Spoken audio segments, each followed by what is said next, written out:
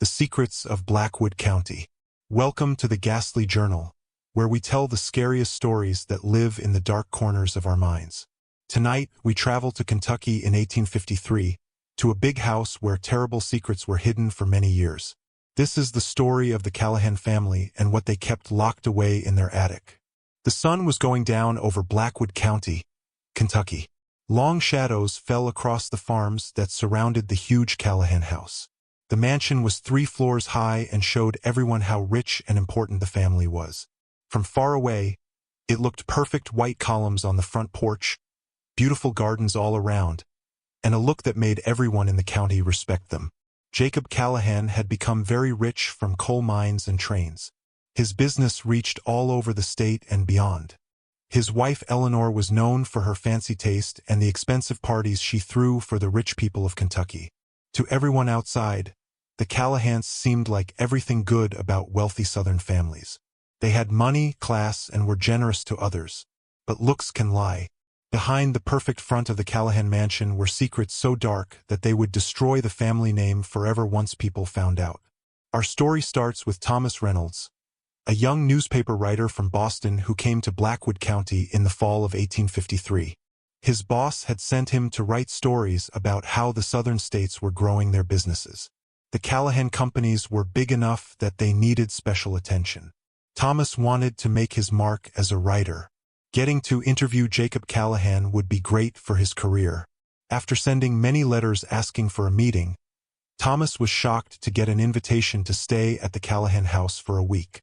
This was a special honor because the Callahans were very careful about who they let visit. Maybe Thomas thought Mr. Callahan liked his northern view of things, or maybe he just enjoyed attention from newspapers. When Thomas arrived at the house, Mr. Callahan himself met him at the door. Jacob was a tall man in his early 50s with a thick beard and sharp blue eyes that seemed to judge everything they looked at. "Welcome to our simple home, Mr. Reynolds," Jacob Callahan said, holding out his hand. "I hope your trip from Boston was good." Thomas shook his hand firmly. "It was long, but nothing bad happened, sir. Thank you for letting me stay here. We don't often have newspaper writers visit," Callahan said with a thin smile. "But your letter talked about your interest in our mining work, and I always like to talk business with people who understand hard work." As they walked toward the mansion, Thomas could not help but admire how perfectly everything was kept. Servants moved around quickly, taking care of the gardens and getting ready for dinner. Everything seemed to work like a perfect clock. Eleanor Callahan met them at the front door. She was a very beautiful woman even though she was in her 40s. Her red hair was styled perfectly and her dress showed the newest European fashion. "Mr. Reynolds, welcome," she said. Her voice was musical but had something underneath that Thomas could not quite understand. "Please let our butler show you to your room. We will eat dinner at 7 o'clock. The room they gave Thomas was on the 2nd floor. It was big and beautifully decorated with a fancy bed, a writing desk, and a view of the eastern gardens. As he unpacked his things, he heard a faint scratching sound coming from somewhere above his head. Maybe squirrels or birds had made a home in the roof, he thought. Dinner that night was fancy with many courses served by many servants who moved quietly around the dining room. Jacob and Eleanor were joined by their oldest son, William, a young man about 25 years old. He seemed to have his father's smart eyes and his mother's good looks. "William takes care of our tree-cutting business," Jacob explained proudly. "He has made our land holdings much bigger in the past 2 years. William nodded at the compliment but said very little during the meal. Thomas noticed that he often looked up at the ceiling, especially when those strange scratching sounds sometimes broke through the quiet dining room. "Is there something in the attic?" Thomas asked innocently. "I heard some noises earlier." A moment of tension fell over the table. Eleanor's hand got tighter around her wine glass and Jacob cleared his throat. "Just some rats, I'm afraid," Jacob replied smoothly. "That's what happens when you have a home surrounded by woods. Our workers will set traps tomorrow." The talk moved to business matters, and Thomas took the chance to ask about the Callahan mining work. He made mental notes for his article. Jacob was open about his business plans and his ideas for expanding into nearby states. But Thomas could not shake the feeling that something felt wrong about the household. That night, as Thomas got ready for bed, the scratching sounds from above became stronger. He tried to ignore them, thinking his worry came from being in a strange place, but sleep would not come. Around midnight, he heard what sounded clearly like a child crying, followed by quiet voices and footsteps in the hallway outside his room. Curiosity beat caution, and Thomas quietly opened his door just a crack. In the dim hallway, he saw Eleanor and a servant he had not met before carrying a tray up a narrow staircase at the end of the hall. A staircase that probably led to the attic. The servant was a stern-looking woman with gray hair pulled back tightly. She moved carefully like someone trying not to make noise. Thomas closed his door silently and went back to bed, telling himself there must be a good explanation. Maybe the Callahans had a sick child they had not mentioned, being cared for alone to keep illness from spreading to the rest of the house. It was not uncommon in these times. The next morning, Thomas joined the family for breakfast. He noticed that both Eleanor and William looked tired with dark circles under their eyes. Jacob, however, was as energetic as ever, explaining his plans to show Thomas the nearby mining work. "I have arranged for a carriage to take us after breakfast," Jacob announced. "I think you will be impressed by how well our operation works, Mr. Reynolds." Thomas nodded appreciatively but could not resist asking, "I hope everyone slept well. I thought I heard some noise in the night." Eleanor's teacup rattled slightly against its plate. "The wind was quite strong last night," she said quickly. "These old houses make all kinds of noises during storms." Thomas did not remember any storm, but he nodded politely and did not push the matter. The day passed with Jacob proudly showing off his business empire. First the coal mine where dozens of dirty men worked in dangerous conditions, then the lumber mill where huge logs were turned into wood to sell. Thomas took careful notes, but his mind kept going back to the strange things happening at the mansion. When they returned in the late afternoon, Thomas noticed unusual activity near the back of the property. Several workers were taking crates off a covered wagon, watched by the stern woman he had seen the night before. The crates were being carried through a back entrance, and the whole thing seemed secretive. When Thomas casually mentioned this to Jacob, the man's friendly behavior briefly changed. "Just supplies for the kitchen and house," he explained, steering Thomas toward the main entrance. "Nothing of interest to a man of your smart thinking, I am sure." That evening, Thomas made a decision. After going to his room following another fancy dinner, he waited until the house became quiet before going into the hallway. The narrow staircase at the end of the corridor called to him, and his newspaper writer instincts demanded he investigate. The stairs creaked despite his careful steps, each sound seeming to echo in the silent house. At the top was a heavy wooden door secured with an iron lock. Thomas pressed his ear against it and heard what sounded like many people breathing, broken by occasional whimpers and the shifting of bodies. Just as he was about to go back, a voice behind him froze him in place. "Curiosity is a good trait in a newspaper writer, Mr. Reynolds. But in this house it could be dangerous." Thomas turned to find William Callahan standing at the bottom of the stairs, a lantern in one hand and what looked like a gun in the other. "I was just—" Thomas began, but William cut him off. "Looking where you should not be," William finished for him. "Please go back to your room. We value our privacy, and some areas of our home are not for guests." Thomas nodded and went down the stairs, very aware of the gun pointed at him. As he passed William, the young man added in a low voice, "I would strongly suggest focusing on your article about our business and forgetting anything else you might have seen during your stay." Back in his room, Thomas could not sleep. The meeting with William had confirmed his suspicions that something evil was happening in the Callahan mansion. But what exactly were they hiding in the attic? And how could he investigate more without putting himself in danger? The next morning, Thomas found a note slipped under his door. In fancy handwriting it read, "The stable's noon. Come alone if you want the truth." The note was not signed. Thomas spent the morning going with Jacob on a tour of his newest purchase, a cloth mill in the neighboring town. During the tour, he acted interested and engaged, but his mind was on the mysterious note and the meeting at noon. When they returned to the house, Thomas excused himself, saying he wanted to organize his notes before lunch. Instead, he went to the stables at the planned time, his heart racing with both excitement and fear. In the dim inside of the stable, he found a young woman nervously walking between the horse stalls. She was dressed in the simple clothes of a house servant, and Thomas recognized her as one of the maids who had served dinner the night before. "You came?" she said, her voice barely above a whisper. "I was not sure you would." "You left the note?"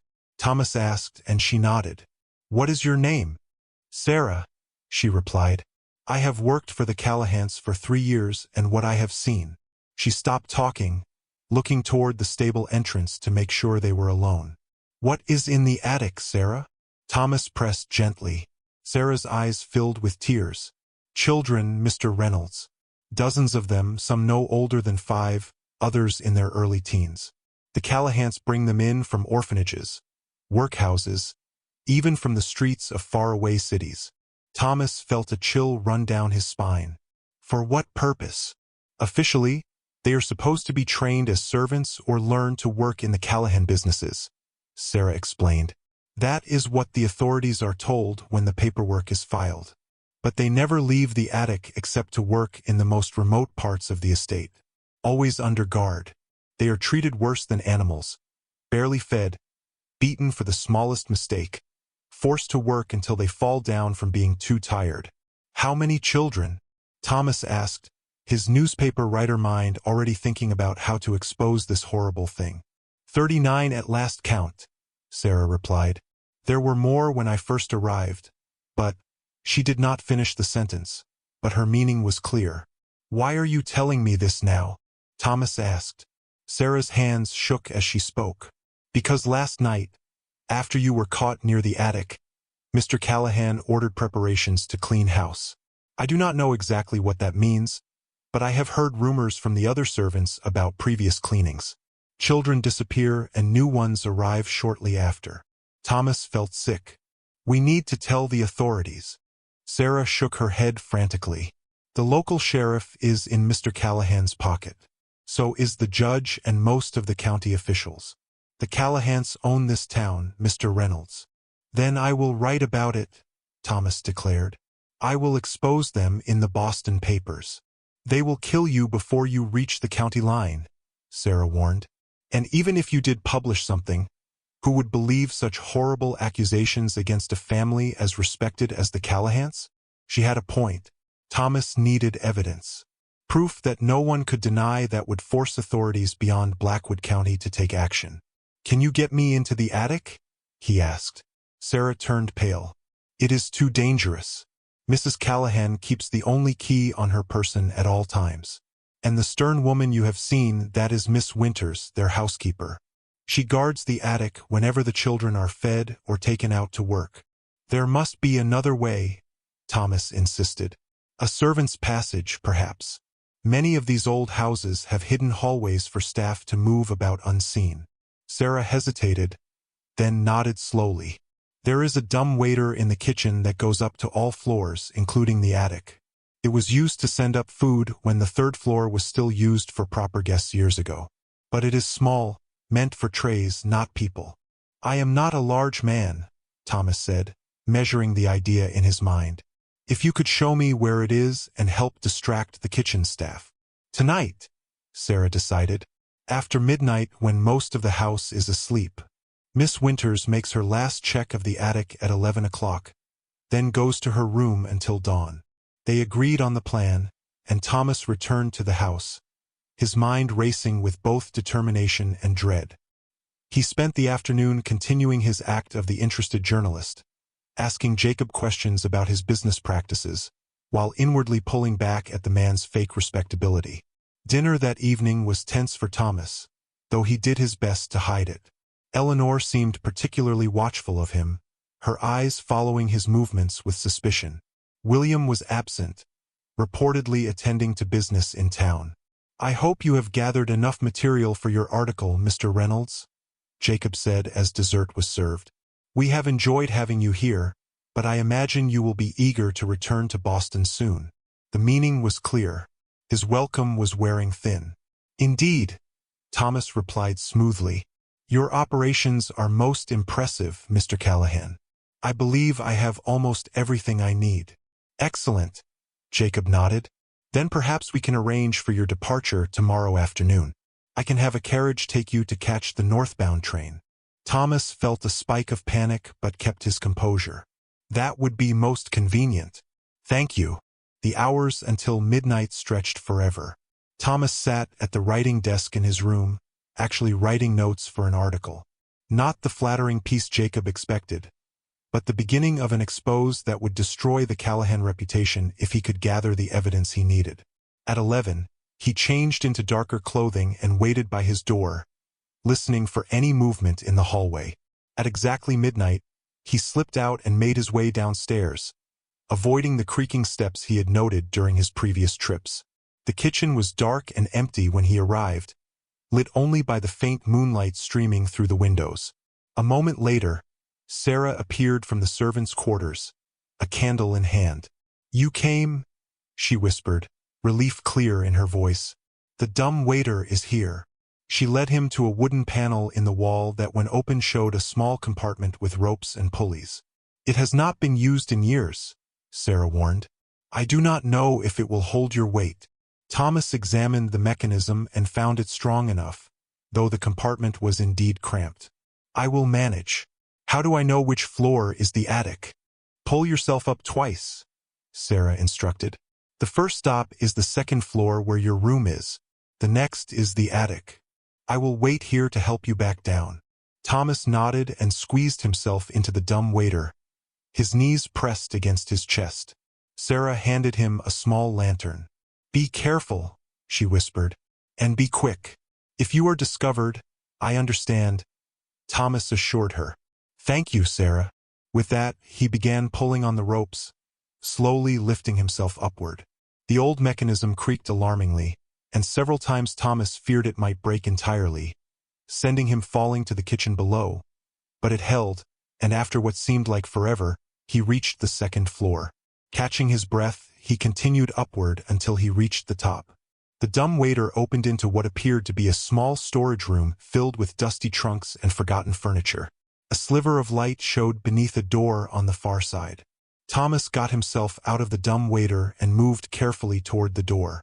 Listening intently, he could hear soft whimpering and the occasional cough from beyond. Preparing himself, he turned the handle and found it thankfully unlocked from this side. The sight that met him would haunt him for the rest of his days. The attic was a huge space that ran the length of the mansion with sloped ceilings and small windows that let in the pale moonlight. And throughout this space were cages, crude structures of iron bars and wooden frames, each containing multiple children. The cages were barely tall enough for the older children to stand and so narrow that they were forced to sleep pressed against one another. The children themselves were in various states of hunger, their clothes little more than rags, their faces thin and eyes hollow. Some appeared to be sleeping while others stared blankly into the darkness. A few noticed Thomas and shrank back in fear, clearly expecting punishment for being awake. Thomas felt rage and horror in equal measure. He moved among the cages, counting at least 35 children of varying ages, just as Sarah had described. Near what appeared to be the main entrance to the attic, the door he had found locked the previous night, was a desk with ledgers and papers. Holding his lantern close, Thomas examined the documents and found what amounted to a business record. Each child was listed with a name or sometimes just a description, age, date of acquisition, and value. Some had additional notes: good for delicate work, too rebellious, consider disposal, showing signs of consumption, reduce rations. Thomas felt physically ill. The Callahans were not just abusing these children. They were treating them as things, assets to be used until they were used up. He needed to document this. He had brought a small notebook and pencil, and he began sketching the layout of the attic and making notes about what he observed. He also carefully copied several pages from the ledger, including the most recent entries. As he worked, a small voice startled him. "Are you going to help us?" Thomas turned to find a girl of perhaps 10 watching him from one of the cages. Unlike the others, her eyes still held a spark of hope. "Yes," Thomas whispered. I am going to try. What is your name? Lily, she replied. I have been here 2 years. They took me from the orphanage in Louisville. Can you tell me what happens here, Lily? Thomas asked gently. The girl's story poured out in hushed tones. The children were awakened before dawn each day and given various tasks. The youngest ones sorting coal pieces or threading needles for the textile mill. The older ones sent to work in the mines or lumber operations in remote areas where outsiders would not see them. They worked 14 to 16 hours daily, received one small meal, and were punished severely for failing to meet quotas or for any perceived disobedience. Mr. Callahan comes up sometimes to inspect us, Lily said. He talks about us like we are not even people. And Mrs. Callahan, the girl shuddered. She is the worst. She is the one who decides when someone is used up. What happens then? Thomas asked, dreading the answer. They are taken away at night, Lily whispered. We never see them again. Miss Winters says they are sent to other farms, but she trailed off, her meaning clear. Thomas wanted desperately to free these children immediately, but he knew that without proper authorities, they would have nowhere safe to go, and he could not overpower the Callahans and their staff alone.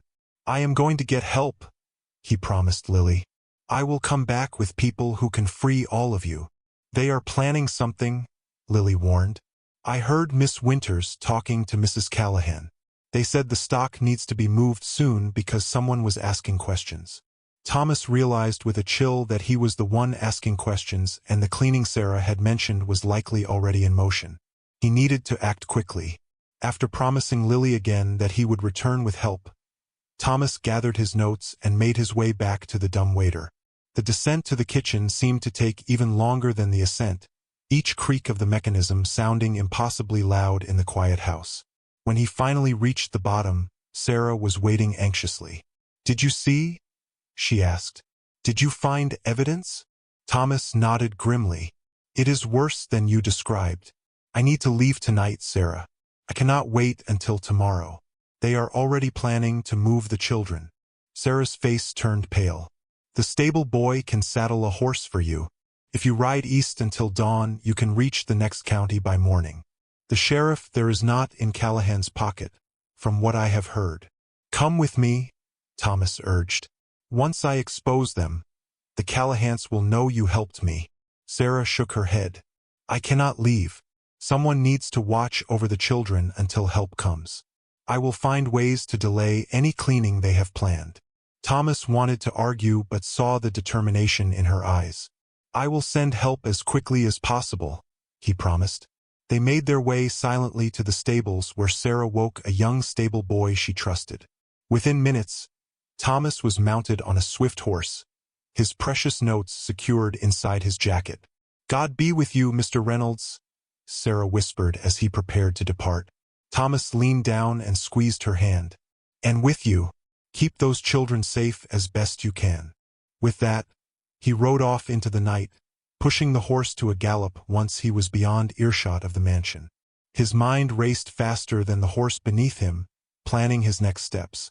He would need to reach the neighboring county sheriff, convince him of the urgency of the situation, and hope that official had both the courage and authority to move against someone as powerful as Jacob Callahan. But Thomas never reached the next county. About 5 miles from the Callahan estate, as the road passed through a densely wooded area, riders emerged from the trees. 3 men on horseback, their faces hidden by the darkness. Thomas recognized the lead rider's silhouette even before he spoke. Mr. Reynolds, William Callahan called out. I am afraid I cannot allow you to continue your journey. Thomas spurred his horse, hoping to outrun them.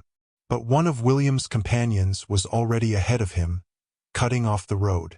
Within moments, they had surrounded him. Whatever you have seen or think you have seen in our home is none of your concern, William said coldly. My father was too trusting, allowing a nosy journalist into our private affairs. I know what you are doing to those children, Thomas replied, trying to keep his voice steady. It is monstrous, and I will not stay silent. William sighed as if dealing with a particularly stubborn child. I had hoped we could resolve this civilly, perhaps a generous payment for a favorable article about our business enterprises. But I see you fancy yourself some kind of moral crusader. Those children deserve justice, Thomas insisted. And the world deserves to know what kind of man Jacob Callahan truly is. The world, William replied, sees what men of power wish it to see. Mr. Reynolds, my father has built an empire that provides jobs and prosperity to this region. A few unfortunate orphans who would otherwise be starving on the streets are hardly worth jeopardizing that legacy. Thomas felt for the small pocket pistol he had concealed in his boot before leaving. Not much protection against 3 armed men, but perhaps enough to create an opportunity to escape. Now, William continued, I will need those notes you have so diligently been taking. Hand them over, and perhaps we can still come to an arrangement that does not end with your body feeding the fishes in Crawford Creek. Thomas pretended to reach inside his jacket for his notes, but instead pulled out his pistol with lightning speed. He fired at William, the shot going wide, but startling the horses. In the momentary confusion, Thomas kicked his mount into a gallop, breaking through the circle of riders. Behind him, he heard William shouting and the thunder of pursuing hoofbeats. He bent low over his horse's neck, urging it to greater speed, but the animal was already tiring from the hard ride from the estate. The chase continued for nearly a mile before Thomas heard a gunshot and felt a searing pain in his shoulder. He managed to stay mounted, but his strength was fading. Another shot rang out and his horse stumbled, throwing Thomas to the ground. Dazed and bleeding, Thomas struggled to his feet as William and his men approached. He still had his notes, and in a desperate move, he stumbled toward the edge of a ravine that ran alongside the road. Stop! William called out. There is nowhere to run, Reynolds. Thomas turned to face his pursuers, one hand pressed against his bleeding shoulder, the other clutching his precious documentation of the Callahan's crimes. You will not get away with this, Thomas said. Even if you kill me, someone will eventually discover what you are doing. William dismounted and approached, pistol in hand. You overestimate the world's concern for orphans and street urchins, Mr. Reynolds. No one has cared about them before, and no one will start now. As William raised his pistol, Thomas made his final move. He threw his notebook over the edge of the ravine into the creek below. William lunged for it too late, watching as the evidence disappeared into the dark water. You fool! William snarled. That changes nothing. It changes everything, Thomas replied, a strange calm coming over him despite knowing these were likely his last moments. Because now you do not know what I discovered or who else I might have told. William's face contorted with rage, and without another word he fired. Thomas Reynolds's body was discovered 2 days later by a local farmer half submerged in Crawford Creek. The official report signed by Sheriff James Wilson, a known associate of Jacob Callahan, ruled the death an unfortunate accident. A city man unfamiliar with rural roads riding at night whose horse had stumbled near the ravine. The notebook was never recovered. At the Callahan estate, life continued as usual to outside observers. But within the mansion, there was a flurry of activity. The attic was emptied overnight. The children loaded into covered wagons and transported to various Callahan properties scattered across Kentucky and Tennessee. The cages were dismantled, the ledgers burned, and the attic transformed into a proper storage space filled with old furniture and trunks. Sarah, the maid who had helped Thomas, vanished the same night. The other servants were told she had stolen valuables and fled, but the more observant among them noticed the fresh grave in the small cemetery behind the slave quarters. For several months, the Callahans maintained heightened vigilance, fearing that Thomas might indeed have shared his discoveries with colleagues in Boston. But as time passed and no investigations materialized, they gradually resumed their operations, though with greater secrecy and in more remote locations. And there the story might have ended. Another dark secret buried by wealth and power. Another journalist silenced. More vulnerable children exploited and discarded without the world ever knowing or caring. But Thomas Reynolds's final act of defiance, throwing his notebook into Crawford Creek, would have consequences he could never have foreseen. The notebook, its pages soaked but partially legible, was discovered not by any authority figure, but by a 12-year-old boy named Eli Harper, who had been fishing along the creek nearly a week after Thomas's death. Eli, unable to read much of the water-damaged writing, brought his find to his school teacher, Miss Charlotte Bennett. Charlotte Bennett was new to Blackwood County, having arrived from Philadelphia just months earlier. She had taken the teaching position out of financial necessity after her father's death left her without means of support. At 26, she was educated, independent-minded, and as yet unaware of the unwritten rules that governed life in a community dominated by the Callahan family. When she examined the soaked notebook Eli had brought her, Charlotte was able to decipher enough of Thomas's notes to be deeply disturbed. The partial list of children's names, the crude diagrams of cages, and the fragments of Thomas's observations painted a horrifying picture that she could not ignore. Unlike many in Blackwood County, Charlotte had no ties to the Callahans and no reason to fear them, at least not initially. She made inquiries about Thomas Reynolds and learned of his accidental death shortly after visiting the Callahan estate. This coincidence, combined with the contents of the notebook, convinced her that something sinister was occurring. But Charlotte was smarter than Thomas had been. Instead of confronting the Callahans directly or approaching the local authorities, she wrote to her cousin Edward Bennett, who worked for a newspaper in Philadelphia. She enclosed the most legible pages from the notebook and urged him to investigate discreetly. Edward, intrigued by his cousin's discovery and concerned for her safety, took the material to his editor. The newspaper, while interested in the potential scandal, was unwilling to publish such explosive accusations against a prominent businessman without substantial evidence. However, they did agree to send Edward to Kentucky under the guise of writing a series of articles about industrial development in the South, essentially the same cover Thomas Reynolds had used. By the time Edward arrived in Blackwood County in early 1854, Charlotte had gathered more information. Through casual conversations with her students, many of whom were children of Callahan employees, she had learned about the special workers. Sometimes seen at the remote Callahan properties, children who appeared from nowhere, worked in isolated areas, and disappeared just as mysteriously. One of her students, a girl named Mary, whose father worked as a foreman at the lumber mill, had mentioned seeing the attic children being loaded into wagons late one night when she was staying with her father at his cabin near the mill. The girl had been sworn to secrecy by her father, who feared losing his position, but she trusted her teacher enough to share the disturbing memory. Edward, using his journalistic credentials, managed to secure a tour of the Callahan businesses, much as Thomas had done, but he was far more cautious, giving no indication of his true interest and playing the role of an admiring reporter perfectly. Jacob Callahan, perhaps grown complacent after months without consequences from Thomas's investigation, welcomed the additional publicity. During his visit, Edward noted several discrepancies in the Callahan operation.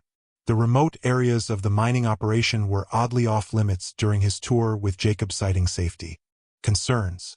At the lumber mill, Edward spotted several small figures working in the distance who appeared to be children. But when he asked about them, William Callahan quickly explained they were the children of employees learning the family trade. Most tellingly, Edward observed that the attic of the main house, visible from certain angles on the grounds, had recently been renovated with new windows, an odd expenditure for a mere storage space. Working together in secret, Charlotte and Edward began compiling evidence and identifying potential witnesses. They located former Callahan employees who had left the family service under mysterious circumstances, some of whom were willing to speak about the strange goings-on they had observed. One such witness was a former stable boy named James, who had been dismissed after helping Thomas Reynolds escape on the night of his death. James had fled to the neighboring county and found work at another estate, fearful of Callahan retribution. When Edward tracked him down, James confirmed Sarah's role in helping Thomas and recounted what he knew of the journalist's final night at the estate. Armed with this testimony and the fragments from Thomas's notebook, Edward traveled to Louisville to speak with a federal marshal who was known for his incorruptibility. Marshal Daniel Hartford listened to Edward's evidence with growing concern and agreed that the allegations warranted investigation, particularly since they involved the exploitation of children across county and potentially state lines. In early spring of 1854, Marshal Hartford assembled a team of deputies and, accompanied by Edward, rode to Blackwood County. They did not approach the Callahan estate directly, aware that the family would be warned by their local allies. Instead, they began with surprise inspections of the more remote Callahan properties. At a mining operation near the Tennessee border, they discovered their first concrete evidence. 12 children, none older than 14, working in conditions that could only be described as slavery. The children were malnourished, bearing signs of physical abuse, and housed in a locked shed when not working. The overseer attempted to flee, but was captured and facing severe charges himself, began providing information about the broader operation. With this evidence in hand, Marshal Hartford obtained warrants to search all Callahan properties, including the main estate. Jacob and William, alerted to the raids on their remote operations, attempted to flee, but were apprehended at a railway station 20 miles from Blackwood County. Eleanor Callahan and Miss Winters remained at the mansion, destroying evidence and denying all knowledge of any wrongdoing. But their efforts were futile. Though the attic had been converted to normal use, investigators found traces of its former purpose. Scratch marks on the wooden floors where cages had been secured, a child's tattered shoe hidden behind a trunk, and most damning of all, a small hidden compartment beneath a floorboard containing a secondary set of ledgers that Eleanor had failed to destroy. The testimonies of the children rescued from the various Callahan operations painted a picture of systematic abuse spanning years. Many could identify the Callahan family members and Miss Winters as their captors and abusers. Some had been in the attic for years before being transferred to other locations after Thomas Reynolds's visit. The case caused a sensation when it finally reached the courts. The respected Callahan family was revealed to have been operating what amounted to a child trafficking and slave labor ring under the guise of legitimate business enterprises. In total, 39 children were rescued from various Callahan properties, though witnesses suggested there had been many more over the years who had not survived their captivity. Jacob, William, and Eleanor Callahan were tried and convicted along with several overseers and Miss Winters. The trials revealed the full extent of their operation, how they had procured children from orphanages with falsified apprenticeship documents, bribed officials to ignore discrepancies, and disposed of children who became too ill to work or too troublesome to control. The Callahan estate, once a symbol of Southern prosperity, stood empty after the trials, its grand facade unable to hide the atrocities that had occurred within its walls. Local residents, many of whom had suspected something was amiss but had remained silent out of fear or self-interest, now avoided the property entirely, claiming it was haunted by the spirits of the children who had suffered and died there. In time, the mansion was purchased by a wealthy industrialist from the north, who had no knowledge of its history. The new owner complained of strange noises from the attic, scratching sounds, and what seemed like children's whimpers, but attributed them to the settling of an old house or wildlife in the eaves. For years afterward, local children dared each other to approach the property at night, claiming that if you listened carefully, you could hear the sound of small fists beating against cage bars and tiny voices begging for freedom. Charlotte Bennett, whose courage had been instrumental in bringing the Callahans to justice, remained in Blackwood County and continued teaching. Many of the rescued children, having nowhere else to go, were placed in proper orphanages or with foster families, but some remained in the area, and Charlotte made it her mission to ensure they received an education and a chance at a normal life. Edwards' articles about the case earned him significant recognition in journalism circles, though he always maintained that the true hero was Thomas Reynolds, whose sacrifice had set the investigation in motion. A small memorial to Thomas was erected in the schoolyard, funded by donations from the people of Blackwood County, many of whom had once turned a blind eye to the Callahans' activities. As for the attic itself, it was eventually sealed off by subsequent owners of the property. The narrow staircase boarded up and plastered over as though it had never existed. But even a century later, caretakers of the old Callahan mansion would occasionally report hearing the sounds of children crying from somewhere above the second floor, a space that, according to the modified floor plans, did not exist at all. And so ends our tale of the Callahan family and the attic where 39 children were caged like animals. A story of unimaginable cruelty, unlikely courage, and the haunting legacy of atrocities that no amount of wealth or power could ultimately conceal. Sleep well, dear listeners, and remember, sometimes the most terrifying monsters are not supernatural beings, but ordinary people who believe their privilege places them beyond the reach of justice and humanity. This has been the Ghastly Journal. Until next time, keep your eyes open and your attic empty.